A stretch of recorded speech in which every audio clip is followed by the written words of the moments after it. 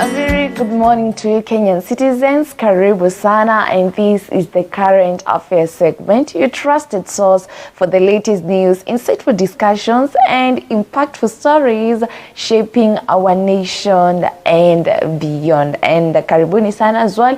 You can engage and interact with us on our social media handles, that is on Facebook and YouTube at Mizpah Tv Kenya, or you can opt to use our WhatsApp number that is on 0799 200 100. And my name is Angela Kabete, and it is always our norm to give you that is the verse of the day and encouragement for you as a viewer each and every day, because we really need the word of God, because it is our source of strength as Christians and as believers.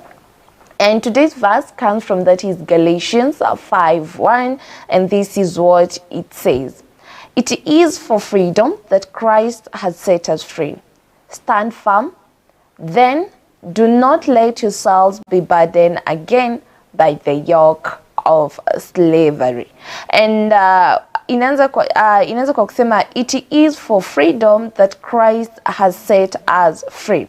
So this is Paul emphasizing that Christ did not save us halfway, okay?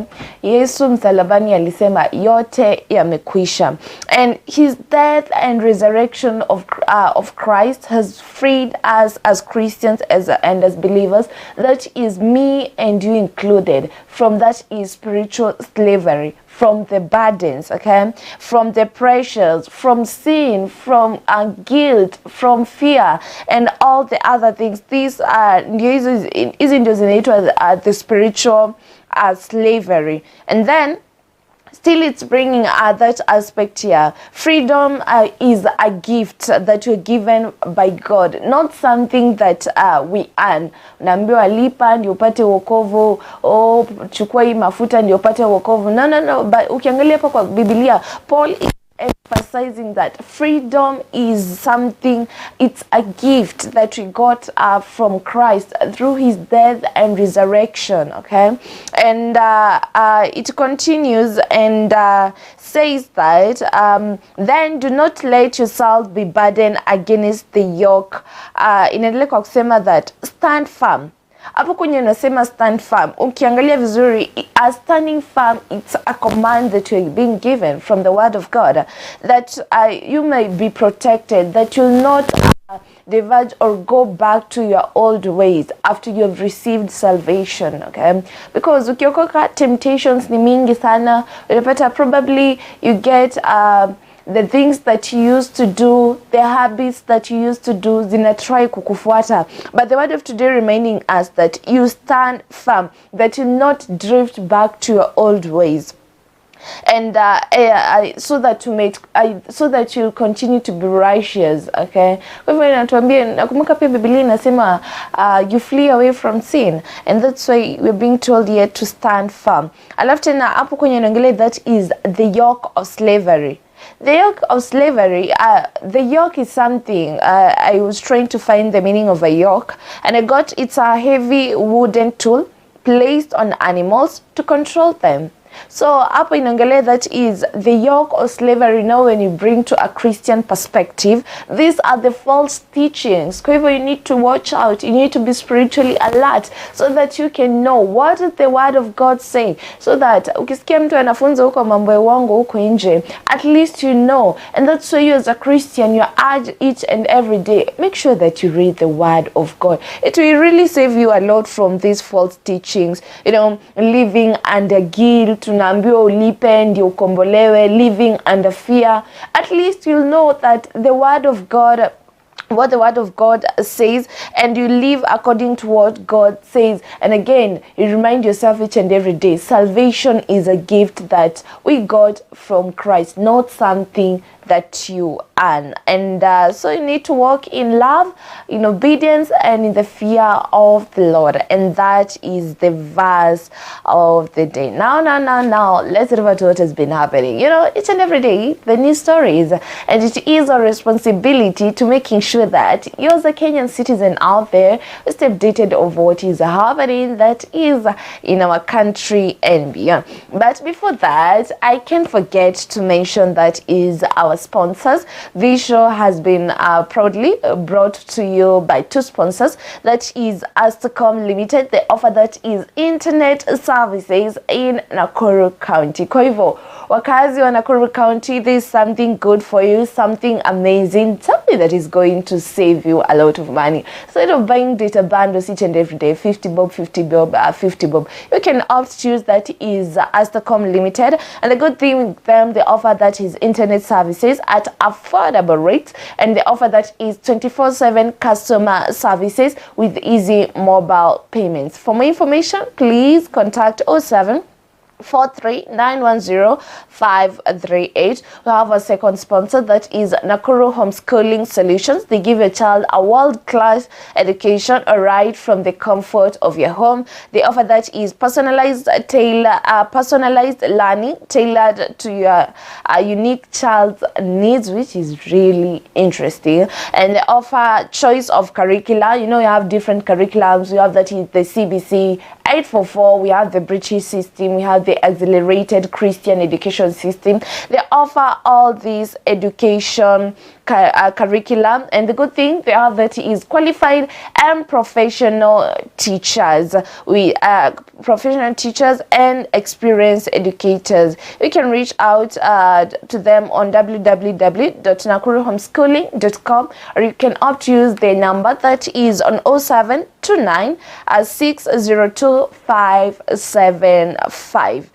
And those are our sponsors. Now let's head over to what has been happening. And I have that is the Daily Nation with me and the Standard. And on the Standard specifically, be checking that is tutaangalia politics. Actually, it is the main highlight on the Daily Nation page 1. Specifically, tutaangalia that is the ODM party. And then that is on the Daily Nation. Tutaangalia that is the education, matters to do with the education sector. Tutaangalia matters to do with finances, specifically spending in the State House. And then tutaangalia matters to do with the NTAC, legal and crime, and other stories as well. Well, let's start with the Daily Nation. And page 1 of the Daily Nation, there is actually the main highlight. And it reads, TSC jobs, grade 10 slots scandal. As you know, Kenya is transitioning fully into the CBC system, and grade 10 marks the start of senior secondary school. And this transition has created two urgent needs. That is, number one, more teachers to handle the senior school. Secondly, limited grade 10 slots, and especially in the national and the top extra county schools.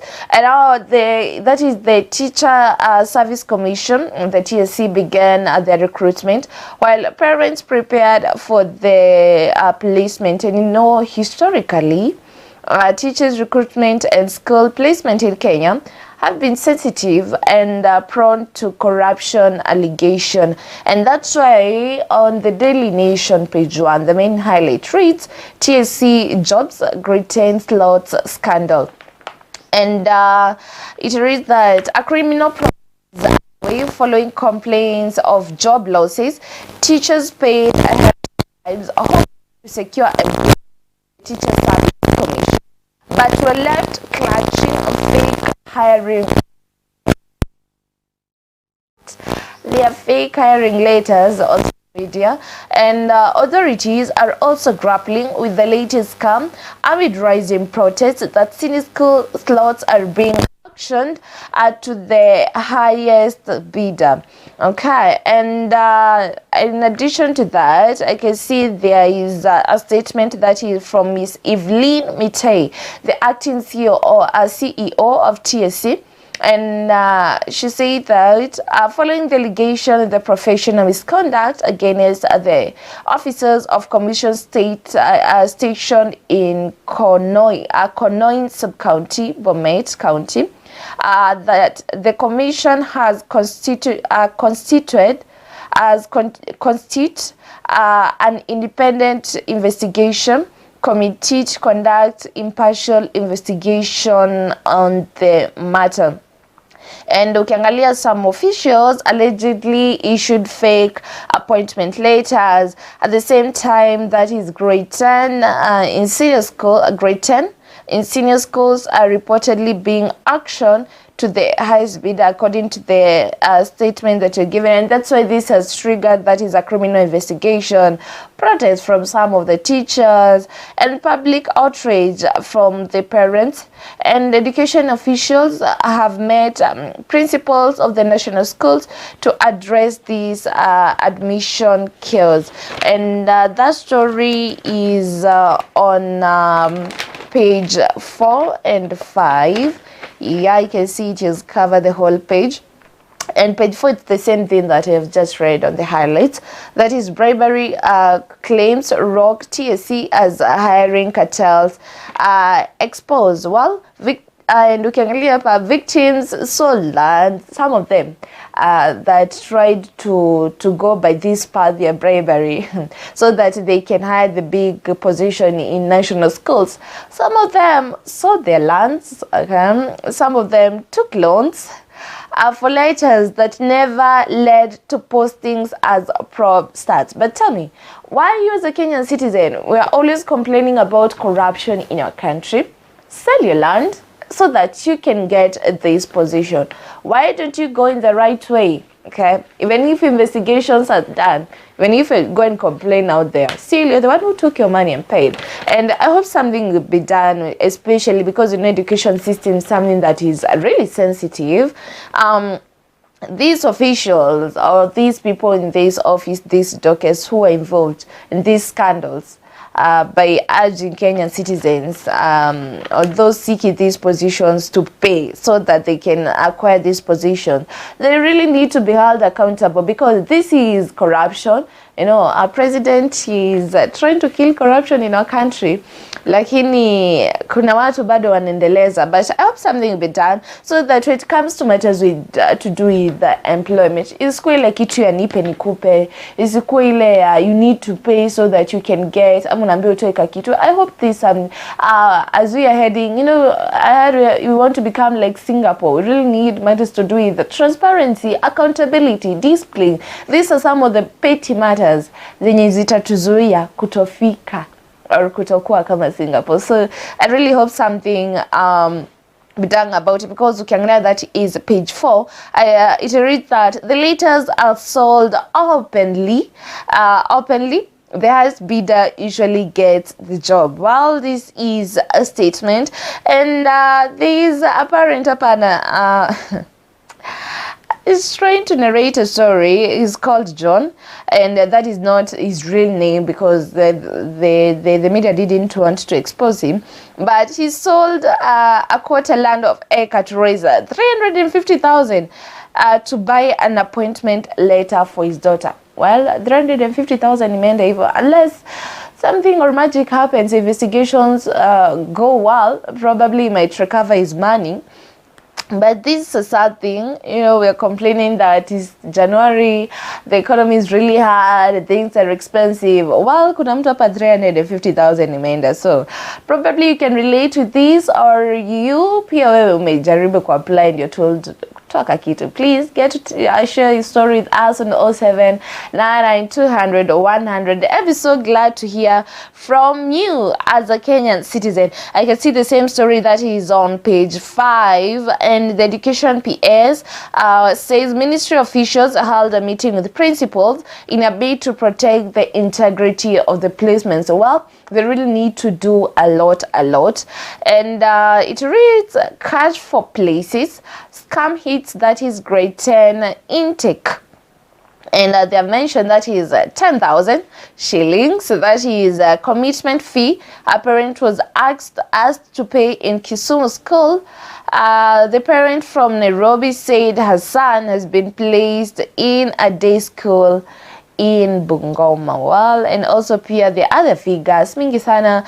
Parents claim they have been asked to pay between 50,000 to 400,000 for slots. Well, this is really in mzigo inangukia, that is wazazi, because they have, why should you pay money so that your child or your kid will be placed or secure slot in a certain school? Is it fair? Is this the country that you really want? Well, I hope this is something that that is the Principal Secretary of Education, Julius Bitok, should address, which is not a good thing. This is actually the highest level of corruption that is in our country. But I can see there is a statement here. The Basic Education Principal Secretary, that is Julius Bitok, say the ministry has held a meeting with the principals for national school reinforce cooperation and protect the integrity of the placement process. We had a meeting with the head of institution and have agreed that we must work together and placements must be strictly remain on merit.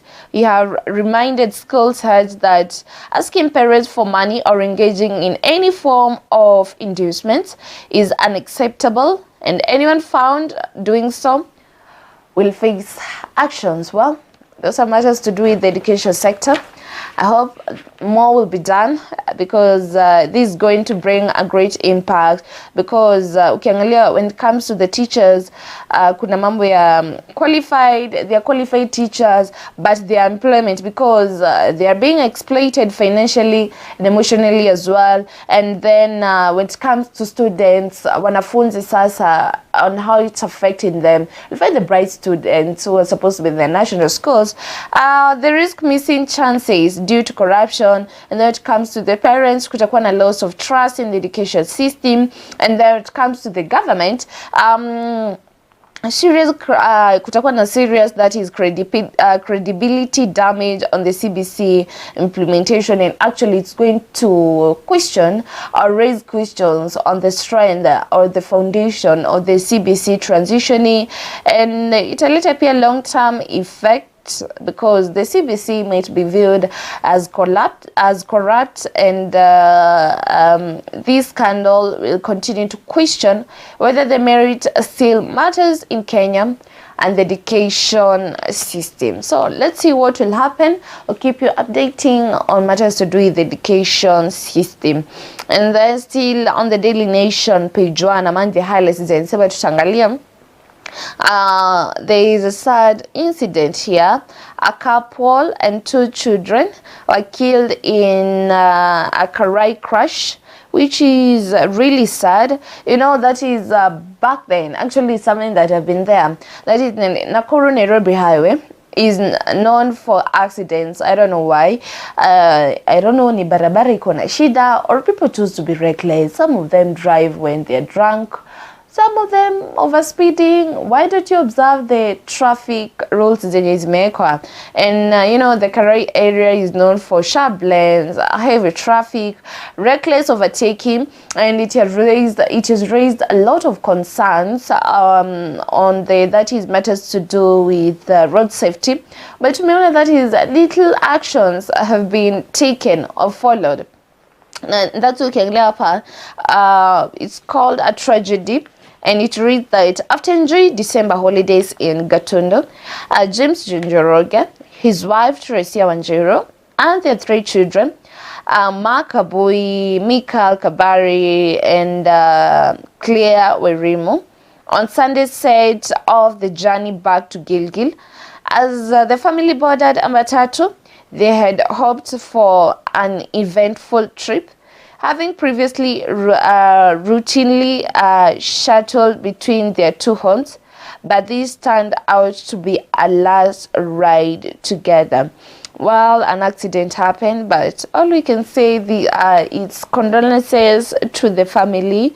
And I can see there is a number that is has been identified by by the NTSA. 860 number of black spots on highway nationwide. This, I mean, that this is a survey, or let me call it a report, from the NTSA, and that's why Kenyans are being eyed, because ukiangalia both parents and their 2 children died on the spot, while the family, you know, they were looking for a smooth return from the journey. But this is where their life ended. But, you know, we really need to observe the laws zimewekwa na barabara, because it's bringing a great impact. Kwa hivyo kama uko na gari, or even if you're a Kenyan citizen, please make sure that you be your brother's keeper. And because, you know, this bring a great human cost, a whole family was wiped out in one moment, you know. And this is 2026. Jamani, please, let's observe that is Sharia za barabarani. And also, it's bringing that is national reflection. It's raising questions about road safety enforcement, that is to the NTSA. Now, the traffic police, are they really doing enough? Because to learn that is last year, there was a report that was released, I guess in September, yeah, that the traffic police have the Savile Kwasema, there is the highest rate of corruption, and probably that's why kuna many accidents. So, and also it's bringing that is aspect here policy pressure, and it renews a call for that is better roads, speed control, and stricter traffic laws. And you know, this is not just an accident story that I've read. It is a reminder that road safety is a lifeline and a death issue. So be your brother's keeper. And let's head over to other stories that is matters to do with finances and spending in our country. We're talking about money, and specifically tunaangalia that is the State House and queries on 4 billion crisis spending by the State House. And you know, Kenya's economy is under strain since 2025, actually the whole of last year. Hata ukiangalia hakukuwa na stability ya economy, despite things them saying that inflation iko chini. Still our economy is under strain because of the high cost of living, tax pressure on the Kenyan citizen and businesses, and public spending scrutiny and government expenditure has become a sensitive topic on social media. Even as you have conversation with your friends somewhere, you know, mkianza kuongelea mambo ya spending, mtakosa kumention the government somewhere, I'm sure of that. And ukiangalia that is the current story. Inquiries on 4 billion crisis spending by State House, and questions are being raised all over about that is the 4 billion spent by State House under what is termed as crisis expenditure. So what do they mean when they call it crisis expenditure? And the Control of Budget and the Parliamentary Budget Office has raised a red flag about the additional spending by State House without the National Assembly approval, questioning its justification under a constitutional provision that restricts such expenditure to emergencies. And the President Office said the funds are for other operating expenses. Now ukiangalia specifically, they are calling it that is additional spending. So it means it's not something that was in the budget that was read, that is June, guess 30th, yeah. It's an additional kwa budget that is in the 2024 2025-2026 budget. It's not something that was there. And according to the Control of Budget, they are calling it unconstitutional. But ukiangalia that is the President's Office says the funds are for other operating expenses, and they're calling it crisis expenditure. So what is that? Something that has never been heard before. And that's why Parliament and the public want clarity on what crisis, why such a huge amount, that is 4 billion. That's a lot. It can be used to do something. CBC is staggering. Mavitabu, roads, infrastructure and everything. 4 billion is a lot. And who approved it? Because if the controller of budget, and that is the parliamentary budget, they really question it. So the question takes us back. Who approved it? Because these are the people who are supposed to approve matters to do with finances because before zitumike. So who approved it? And that story is on page 7 of the Daily Nation. Let's check it out. The story is on page 7, and they're calling it a budget crisis. And then kuna picha ya State House imewekwa hapo, and then kwa hii picha ya State House I can see there are kuna let me say, I don't know if it's like something it's being constructed, yeah, because I can see kuna machinga hapa. Well, you can see their soil and other things, and that's why they're calling it budget crisis. Mbadi quotes the constitution when seeking MPs. Now, while it seems this time the constitution was not quoted, and the queries over 4 billion State House crisis spending, and laws allows the government to access additional funding during budget implementation, but this did not happen. And in addition to that, it reads, State House appetite to spend without approval of the National Assembly continues with 4 billion requests in addition funding for that is the 2025-2026 financial year given to the go ahead by the National Treasury as Controller of Budget Margaret Nyakango raised alarm. Na akasema the Constitution provides for the additional funding in the national and the government.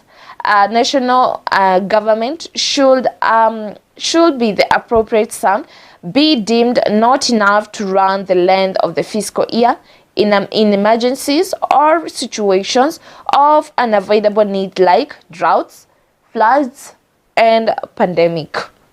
So the request by the State House, which is not an emergency and could therefore wait until the next budgeting cycle, but has been explored under the Article 233 of the Constitution, may have come too soon. So this is not an emergency yet. According to the State House, they viewed it as an emergency, which doesn't sound fair at all, because there are people who are struggling in our country. They don't have food. People in Turkana. There is drought in Turkana. People need food. People need water. There are a lot of needs. We need infrastructure that is in our country. We need better roads. When it comes to education, classes, madarasa in some of the places as Zitoshi. But 4 billion is being spent on something that even is not an emergency. So where we are heading as a country? And the question still remains, who approved it? Well, if it was not approved, it means it is unconstitutional. You can agree with me on that. And there is a statement from that is Parliamentary Budget Office analyst, and listen to that. And the reason behind the delayed approval of the first request is to ensure it does not appear there. It does not appear there are too many additional expenditure requests from the State House.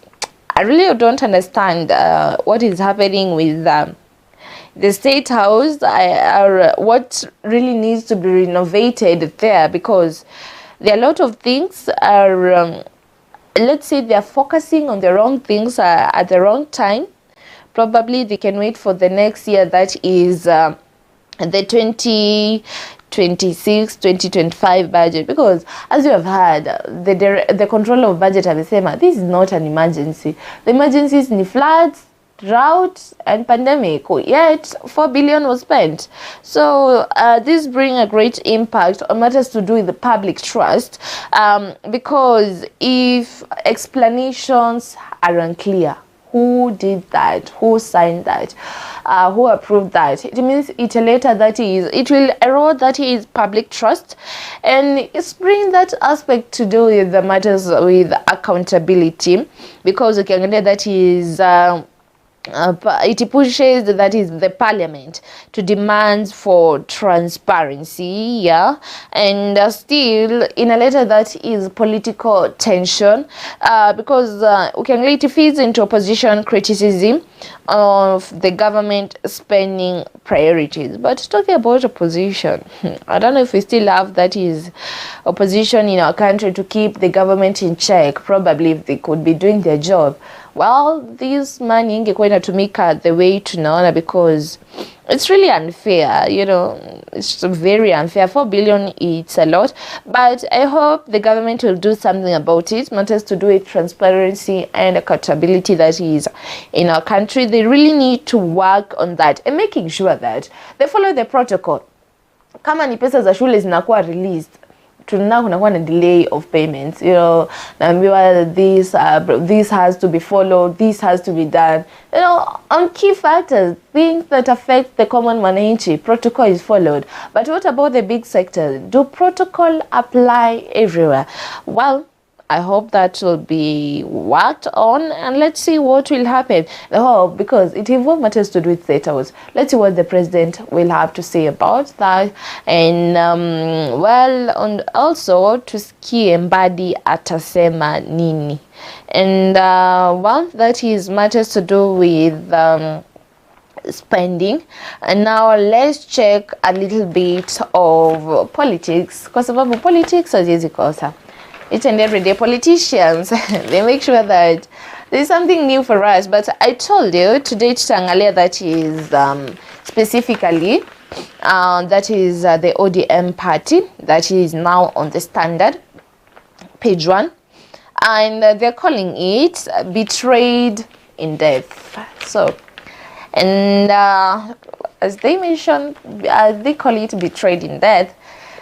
They put a picture of the late Raila Odinga, and unajua ODM imekuwa na, that is, internal wrangles since the death of the late Raila Odinga, and the Standard raised that betrayed in death, a self-implosion. ODM leaders yesterday marked what would have been Raila Odinga's 81st birthday with nostalgic messages and videos, even as the party reels from deep internal rivalries. Oburu Odinga, Raila Odinga's successor, and a faction backing President Ruto's 2027 bid, have clashed with Secretary General, that is Edwin Sifuna. Edwin Sifuna is not, he doesn't really agrees with the broad-based government so much. And he has been upfront supporting that the ODM party will have, that is, a candidate for the 2027 election. And I continue, that is Siaya Governor James Orengo and others pulling in a different direction. Observers say greed and personal ambition threatens the party's unity and legacy. Now, the ODM party is known as a strong opposition party, a party that keeps the government in check. But I don't know, what do you think as a Kenyan citizen? Since Waingia, that is the broad-based government, do you think still they have the identity as the strong opposition party? And I don't know if it really remains dominant. And that's unaona kuna tensions mingi sana, because tensions have existed because between, that is, the late Raila's loyalists, younger leaders, those leaning towards cooperation with the government. Now I'm talking about, that is, the Kenya Kwanza government and the broad-based government. And ukiangalia, that is the current story, reads on what would have been Raila Odinga's 81st birthday. Internal ODM division became public and dominant. Now ukiangalia kuna conflicting messages between leaders who are in the ODM party, and the key figures happening: Oburu Odinga, Edwin Sifuna, and Governor James Orengo. And the party factions appear split over, that is, supporters supporting President Ruto's 2027 bid and maintaining strong opposition politics. This brings a great impact on the party because the party is being weakened. And let's head over to page 4 and 5. And that story matters to do with the ODM party.